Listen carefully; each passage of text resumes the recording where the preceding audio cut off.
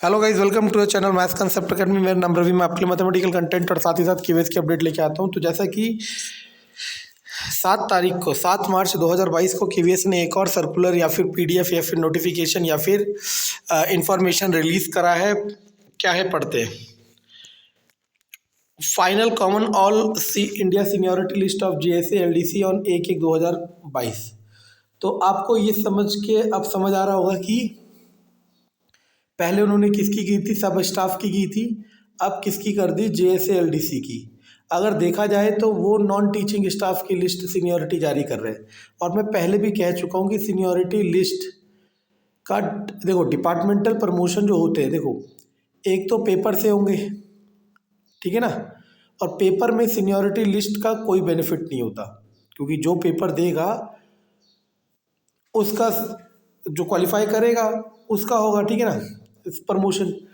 तो कुछ पोस्ट ऐसे होते हैं जो सीनियरिटी वाइज भरी जाती है, ठीक है। तो एलडीसी प्रमोट होके क्या बनेगा, यूडीसी बनेंगे, है ना।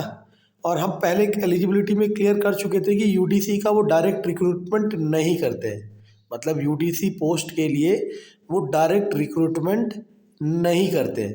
तो मान लो यूडीसी की 100% पोस्ट है, तो हो सकता है उसमें से 50% पोस्ट वो सीनियरिटी वाइज प्रमोट करते हो और 50% के लिए डिपार्टमेंटल पेपर लेते हो, ठीक है ना। अभी ये सब कहना बहुत गलत होगा कि डिपार्टमेंटल का इससे कोई लिंक है कि नहीं है, क्योंकि डिपार्टमेंटल पेपर जब भी आता है तो वैसे तो नॉन टीचिंग के लिए सारा डाटा इन्होंने बना चुके हैं। कैसे, जैसे पहले इन्होंने सब स्टाफ वाली बनाई थी, अब इन्होंने कौन सी बना दी, जेएसए एलडीसी। इसके अलावा बचे कौन, क्योंकि यूडीसी का पेपर होता नहीं है, ठीक है ना। तो क्या लिखा है, पढ़ लेते हैं पहले, ठीक है ना। हिंदी में लिखा हुआ है पूरा कि ये सब लिखा हुआ है, हमने लिस्ट बना दी है, ठीक है ना।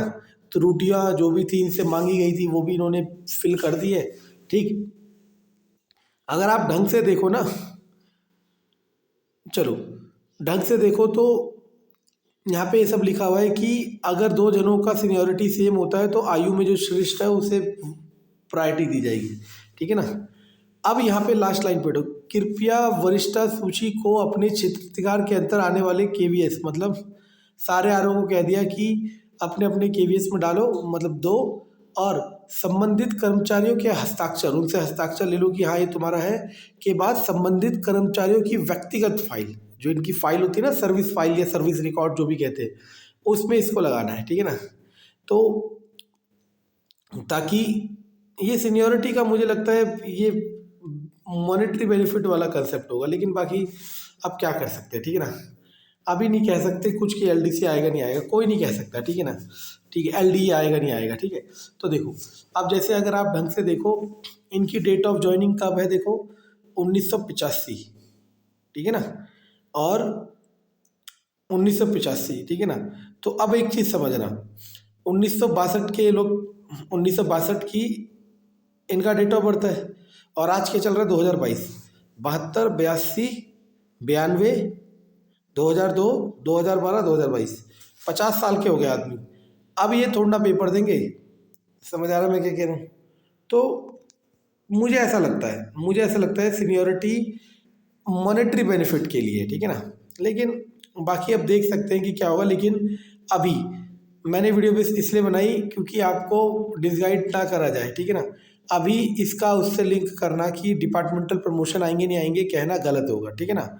लेकिन ये जो भी लिस्ट आई है, जो पहले सब स्टाफ वाली आई थी और जो अब ये वाली आ रखी है, कौन सी, एलडीसी और जीएसए वाली, ये दोनों लिस्ट उनकी है जिनका रिक्रूटमेंट नहीं होता। यानी कि इसको इस बात से भी लिंक मत करना कि इनके वजह से आपकी पोस्ट बढ़ेगी या घटेगी, क्योंकि अगर ये प्रमोट होते भी है सीनियरिटी वाइज, अगर ये सारे लोग सीनियरिटी वाइज प्रमोट होते भी हैं, तो अगर ये लोग सारे लोग सीनियरिटी वाइज प्रमोट होते भी हैं तो वो डायरेक्ट रिक्रूटमेंट पे इफेक्ट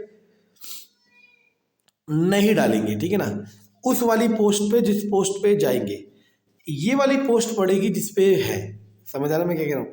एलडीसी वाली पोस्ट बढ़ेगी जिस पे ये है। देखो हर किसी को देखो, अगर ढंग से देखो, सबका डेट ऑफ बर्थ 1960 के अराउंड है, ठीक है ना।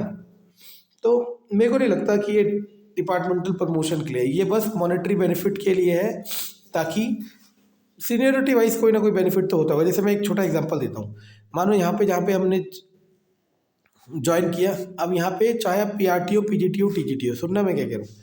मानो एक पीआरटी ने 10 तारीख को ज्वाइन किया और पीजीटी ने 12 तारीख को या 11 तारीख को, या पीआरटी ने 10 तारीख को 10 बजे ज्वाइन किया और पीजीटी ने 10 तारीख को 12 बजे ज्वाइन किया। तो इस स्टेशन में अगर जब इस स्टाफ क्वार्टर्स खाली होंगे तो पहला पता है किसका हक होगा? पीजीटी का नहीं, पीआरटी का, क्योंकि वो इस स्टेशन में सीनियर हो गया पीजीटी से। समझ आ रहा है? तो सीनियरिटी के ऐसे बेनिफिट मिल सकते हैं, इसीलिए लिस्ट निकाली जाती है, ठीक है ना। और डिपार्टमेंट में हर पुर्जा अपना काम कर रहा है और ये एक रूटीन प्रोसेस होता होगा कि सीनियरिटी लिस्ट निकली जाए, ठीक है ना। तो देखो अब आगे आगे क्या होता है, लेकिन अभी फ़िलहाल के लिए इस बात को कंक्लूड मत करना, ना ही किसी की बात पे यकीन करना कि डिपार्टमेंटल आने वाले हैं, ठीक है। तो ज़्यादा से ज़्यादा शेयर करो ताकि लोगों तक ये बात पहुंच सके। Thank you.